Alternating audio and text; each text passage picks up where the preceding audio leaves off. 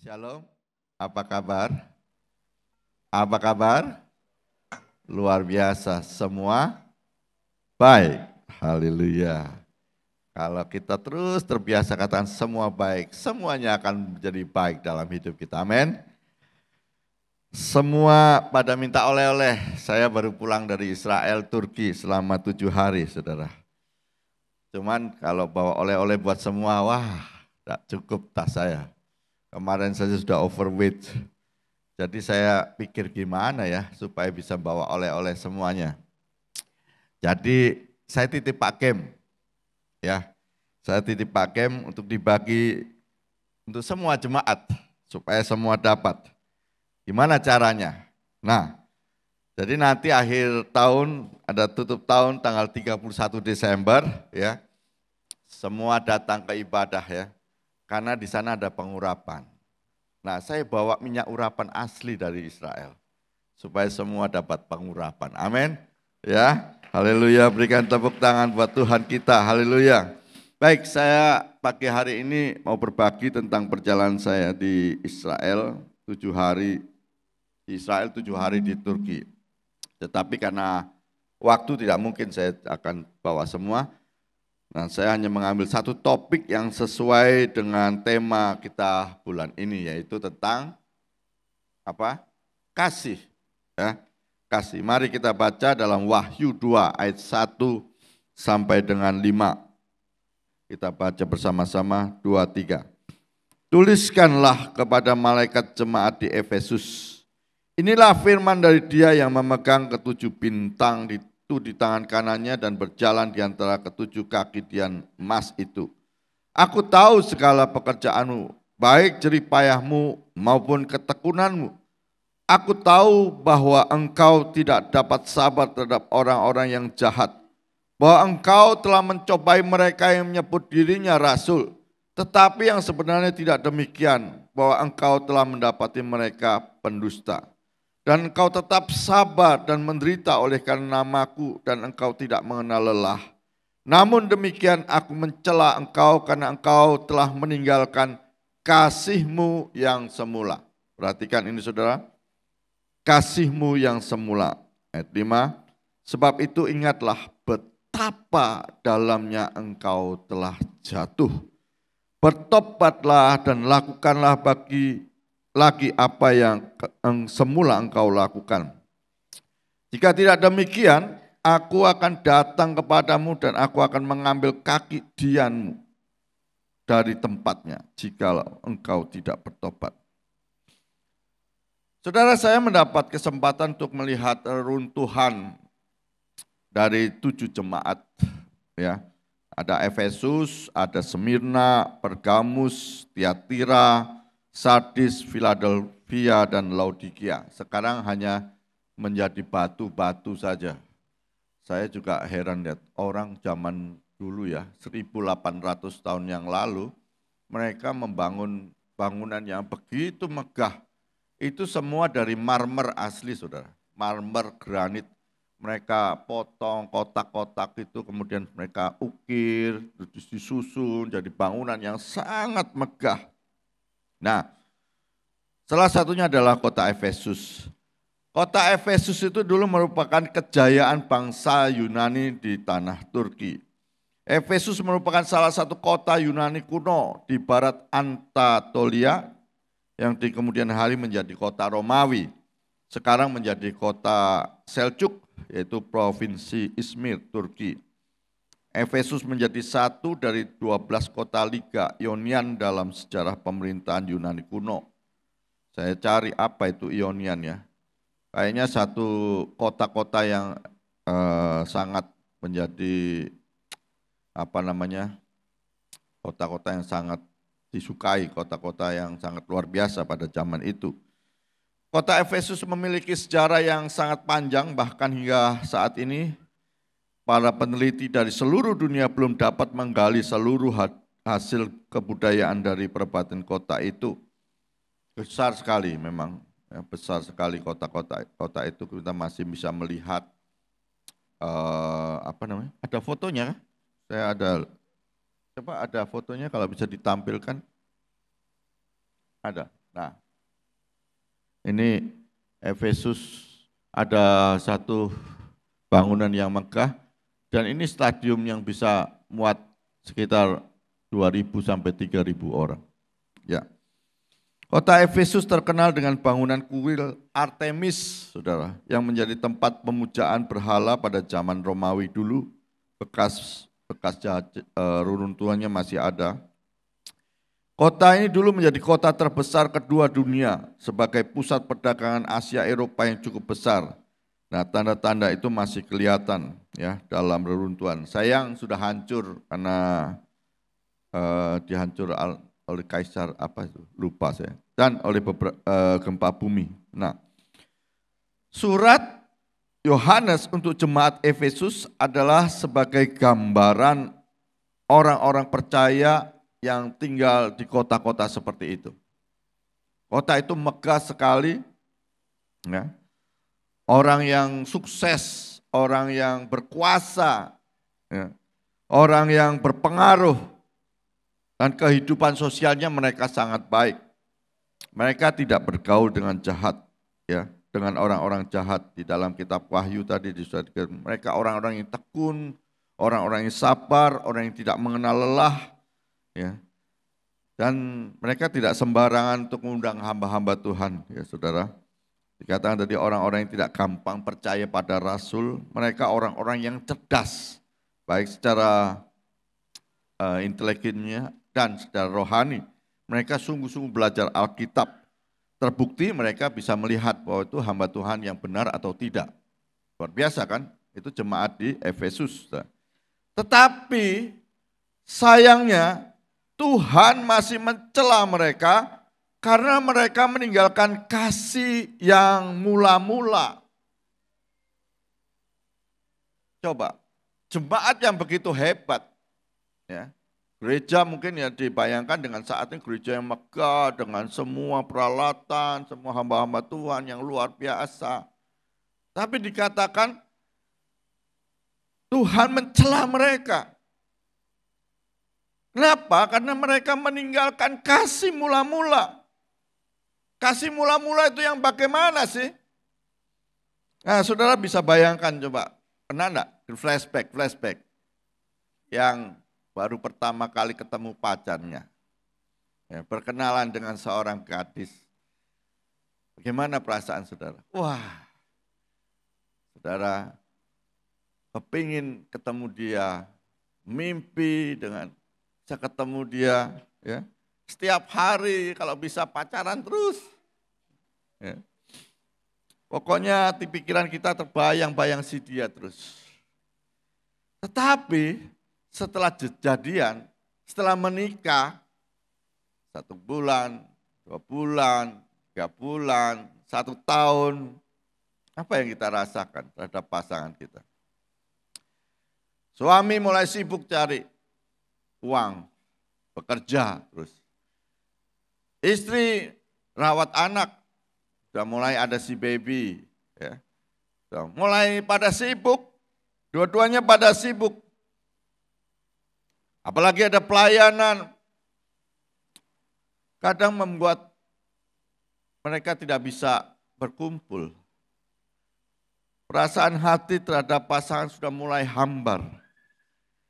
Kalau dulu pengen ketemu dia, sekarang tidak lagi sudah. Tidak ada rasa lagi, biasa. Hubungan suami istri menjadi hambar. Itu sebuah tanda, sebuah contoh seperti hubungan kita dengan Tuhan. Saya tidak tahu bagaimana Anda bertemu dengan Tuhan pertama kali. Tahun 87 waktu saya ketemu Tuhan pertama kali, saya dijamah Tuhan. Wah, pengen tiap hari kalau bisa ke persekutuan. Minggu ke gereja enggak mungkin terlambat. Wih, lebih dulu. Memuji Tuhan, menyembah Tuhan segenap hati, segenap jiwa. Rasanya pokoknya, aduh sangat indah bisa bertemu dengan Tuhan. Tidak pernah absen ke gereja. Ya. Tetapi setelah diberkati Tuhan, ini saya cerita tentang diri saya. Mulai Tuhan memberkati usaha kami berlimpah-limpah. Mulai ada sibuk. Sibuk setiap hari, Senin sampai Sabtu sibuk kerja, cari uang. Uang sudah ada. Ya kami tetap ke persekutuan, kami tetap ke gereja. Tapi mulai sudah terlambat. Ke gereja sudah mulai telat-telat bangun. Ya. Itulah kita mulai kehilangan kasih. Rasanya ke gereja itu, aduh ke gereja lagi. Minggu ke gereja lagi. Pelayanan lagi. Ya itulah saudara. Rasa kehilangan satu hubungan yang dengan Tuhan. Tapi itu kita tidak sadar. Kita tidak sadar. Seperti biasa kita lakukan hari-hari itu. Kita sudah mulai kehilangan iman saudara. Lebih percaya kepada kekayaan, kemampuan diri sendiri daripada Tuhan. Inilah tanda-tanda kehilangan kasih mula-mula. Berkat Tuhan tidak bisa kita nikmati. Kadang-kadang kita masih bertengkar dengan yang lain, saudara. Emosinya tinggi. Nah, makanya dalam Wahyu 2 ayat 5 dikatakan, sebab itu ingat. Betapa dalamnya engkau jatuh. Bertobatlah dan lakukan lagi apa yang semula engkau lakukan.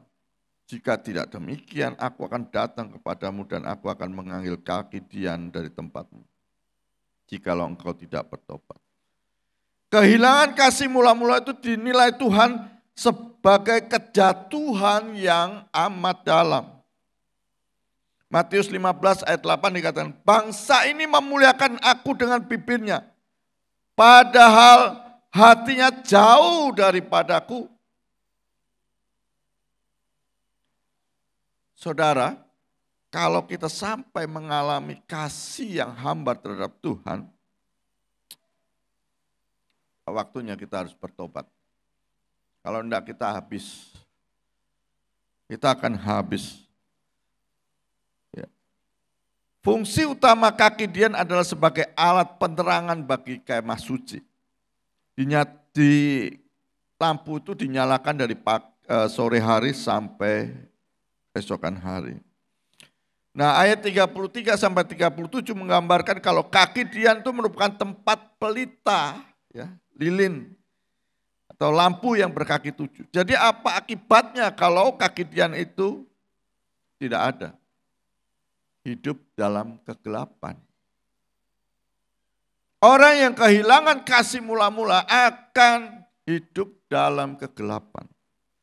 Mereka tidak tahu apa yang menyebabkan mereka jatuh. Sebab apa yang mereka menjadi gagal.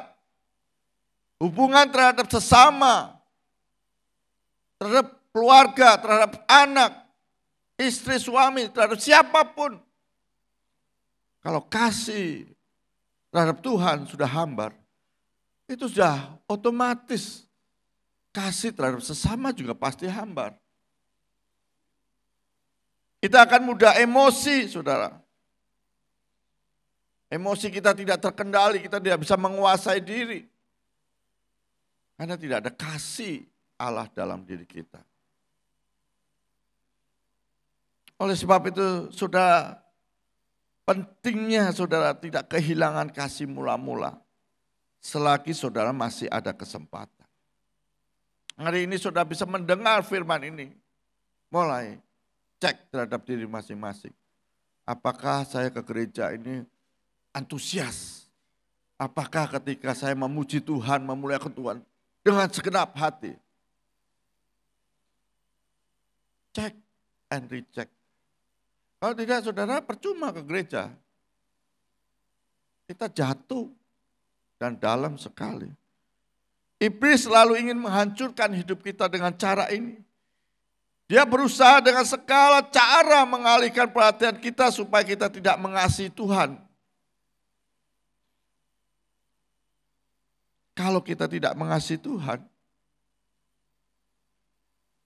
kita malah paling gampang digoyahkan. iman kita pasti tidak akan kuat. Iblis ingin menghancurkan hidup kita dengan cara mengalihkan perhatian kita supaya kita tidak mengasihi Tuhan. Dengan banyak penawaran-penawaran yang sangat membuat hidup kita menjadi nyaman, jadi nikmat. Dengan zaman sekarang sudah pakai gadget, pakai apa macam-macam. Sudah mengalihkan. Ayo jujur, saudara dan saya jujurlah. Berapa banyak waktu yang kita habiskan untuk melihat WhatsApp, ya, multimedia daripada Alkitab. Lebih banyak di WhatsApp-nya, lebih banyak di sosial media daripada Alkitab. Ini sudah tanda, sudah kelihatan. Saya mengaku juga bertobat juga pagi hari. Bagaimana cara kita bisa terus menerus haus akan Tuhan. Waktu saya itu Israel, Turki kemarin, setiap pagi kami harus bangun jam 5.30. Kami harus fellowship saat teduh. Cuman 30 menit saja. Kadang ada yang sharing sedikit tentang firman Tuhan. Tapi banyak kan kami memuji Tuhan. Itu ada 3 generasi. Yang masih jomblo, kemudian yang usia 30 sampai 40-an, dan kami yang 60-an, bahkan ada yang 70 lebih. 4 generasi, saudara. Tapi saya merasakan sangat luar biasa. Pagi itu semua ikut, sudah. Tidak ada satupun yang tidak. Mulai dari yang anak-anak muda sampai itu anak-anak muda semua, sudah. Mereka haus. Mereka sangat cinta Tuhan. Memuji Tuhan, kita pagi-pagi kita di hotel itu kita cari satu ruangan supaya kita bisa bersekutu di sana. Memuji Tuhan. Ya, setiap hari. Dan Tuhan kasih kita hadiah. Hadiahnya itu apa? Naik balon, saudara. Di Kapadokia. Kapadokia itu dari Istanbul sekitar 8 jam perjalanan. Balon itu sudah 12 hari tidak terbang. Jadi karena cuacanya kabut dan dingin sekali jam 1 sampai 2 derajat. Nah, 12 hari tidak terbang karena cuacanya kurang bagus. Tapi ketika kita sampai sana, kita sudah pesan tiket dan kita naik. Cuacanya bersih, bagus sekali, saudara. Kami bisa melihat pemandangan yang sangat indah di lembah-lembah itu. Kapadokia itu dulunya adalah tempat persembunyian murid-murid yang dianiaya. Mereka yang tinggal di Efesus, di Smyrna, di Pergamus, dianiaya, dikejar-kejar. Mereka lari ke Kapadokia. Di Kapadokia itu ada bukit-bukit yang ada lubang-lubang goa-goa. Nah, mereka masuk di sana. Nah, ketika kami naik di atas balon itu kita bisa lihat banyak goa-goa, bagus sekali.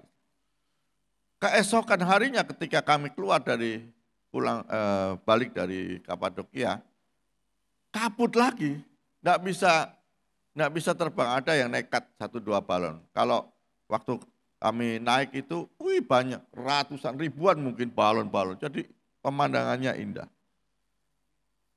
Itu satu hadiah yang luar biasa kami rasakan, saudara. Kenapa?